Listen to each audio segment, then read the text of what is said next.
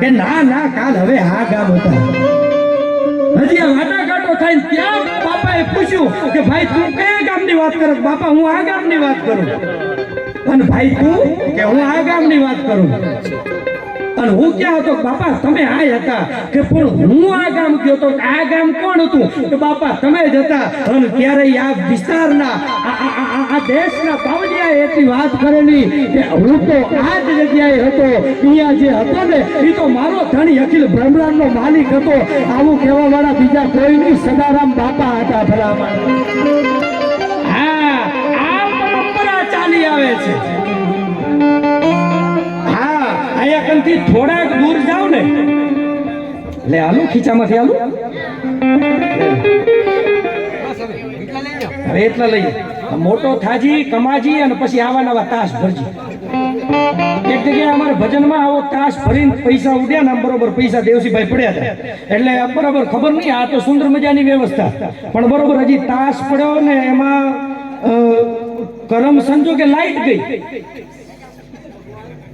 તે હું લાઈટ ગઈ, લાઈટ ભેગો તાસ એ ગયો. હવે તાસ ગયો હોય તો પૈસા બરોબર થોડીક 5-7 મિનિટ લાઈટ આવી ને, બરોબર લાઈટ આવી ને ત્યાં મંડળ નું ચાલુ. બે જણા અંદર અંદર વાત કરે કે કા હું થયું કે જે હતું એ તાસમાં હતું. અને ગવાડા જે કઈ કે છે એ તાસમાંથી હતું ને દેવસીભાઈ ને તાસમાંથી હતું. સાઉન્ડ વાળાનો તો આખો વહીવટ જ બાકી કે હવે કરાય શું હતા કે કરવાનું હવે શું હોય. એક વાર લાઈટ બંધ કરી બીજી વાર તાસ હતો ને એની બાજુ એક વડીલ બેઠા હતા જેમાં બધા વહીવટ કરે છે ને એમ. તે બીજી વાર લાઈટ બંધ કરવાનું કીધું કે બીજી વાર કે લાઈટ બંધ કરો ને આપણે કઈ જાહેરાત કરાવીએ.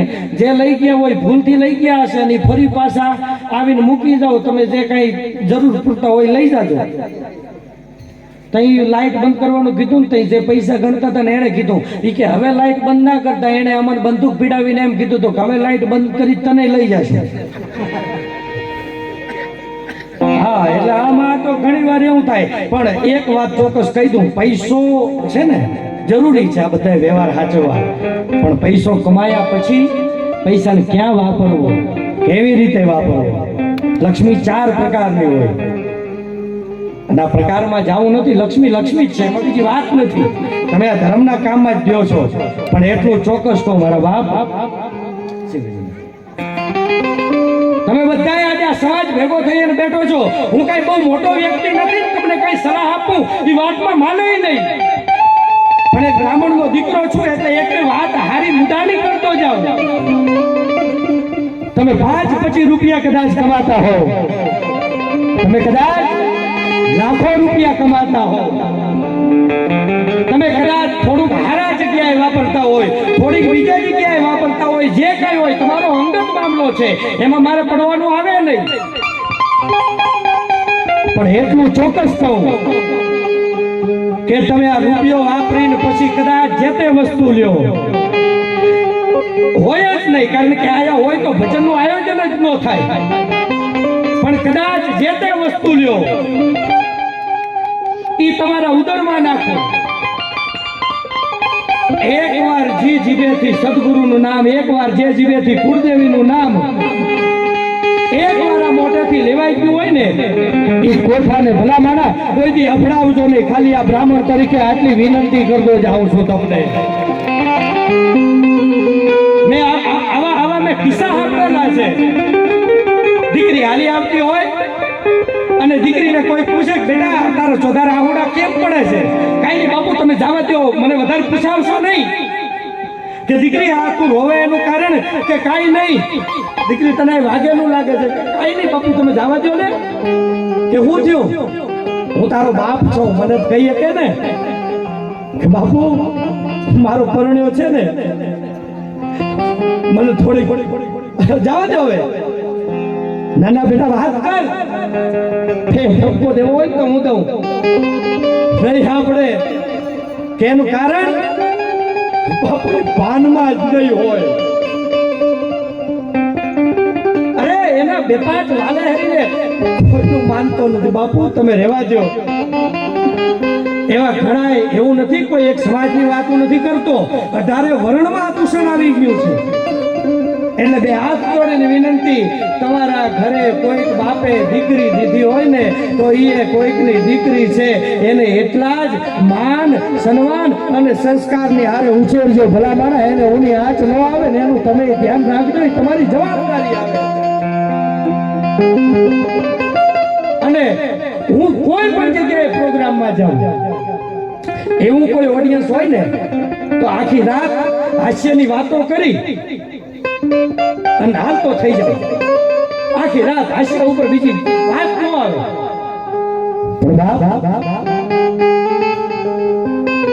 આજે આ પુણ્યતિથિમાં એક વ્યક્તિની નજર મારા માથે છે કંઈક બોલશે આ કંઈક સારી શિખામણ આપશે હા નકર દેવસીભાઈ આમાં મોરાની માંડવી હોય તો કોણ નથી આવડતી હતી મોરો આ બધી જો એ આપણી સિસ્ટમ નથી ને ફલાણું નથી બધું જ આવે ને હા પણ સંસ્કાર સભ્યતા અને સંસ્કૃતિ કારણ કે આ પરિવાર એવો પરિવાર છે કે જે પરિવારમાં બે સુરા પૂરા થયા છે ભલામણા એની પરંપરાની વાત છે આ એની પરંપરાની હા મને હમણાં ભાઈ વાત કરતા હતા મને કે વીર નસાસિંહ અને વીર ભેમાસિંહ આવા બંને સુરા પૂરાઓ થયા છે ભલામણા એની યાદી કરવી જાઓ રણ કરો રણમાં રહ્યો અને તમારા કોક કવિજન ગુણ ના ગાય તો કંત કહે છે કામેલીને કે અમારું હૈયું બહુ હલખાય કંથા રણ में જાય કે અન ભાગીન કુળ માં ન જા તારી છોડી આવે પ્રબુદ્ધતી એમાં મર્દોની મજા એટલે એવી એ પણ વાતની યાદી કરવા માટે થઈને જ્યારે મને કીધું છે એટલે થોડી ઘણી દુઆચંદની એક બે લાઈનની યાદી કરી પાછળ એકાદી વાત કરી અને પછી મારી વાતને પૂરી કરો એટલે એકાદી છે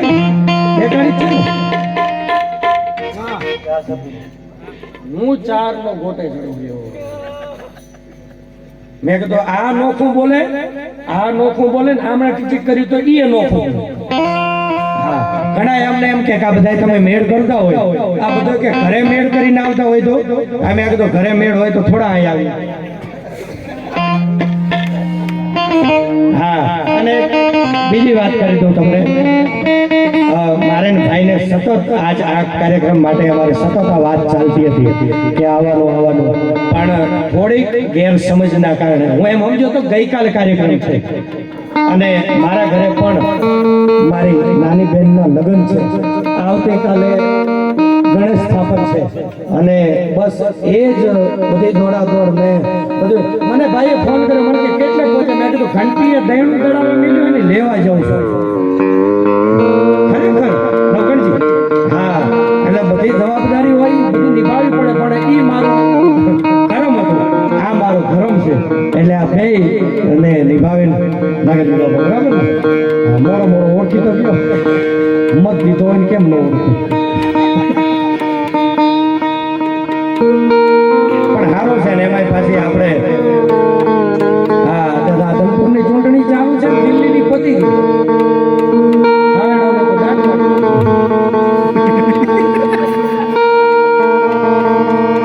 હા એ ચૂંટણી મારો વિષય નહીં પણ સાચો હોય તો કેવું પડે હા જો આમ તો વસે મેળ થાય ને એ પાછું ખોટું કોઈનો બરોબર હગું કરાયું હોય ને હગું પછી તૂટવાના આરે હોય ને હરું પાણા કડાયા કાને પરણાયા હોય કેવા હાલે પણ હાલ છે અમારે દેવસીભાઈ સમજુ માણસ છે એટલે લઈ ગયો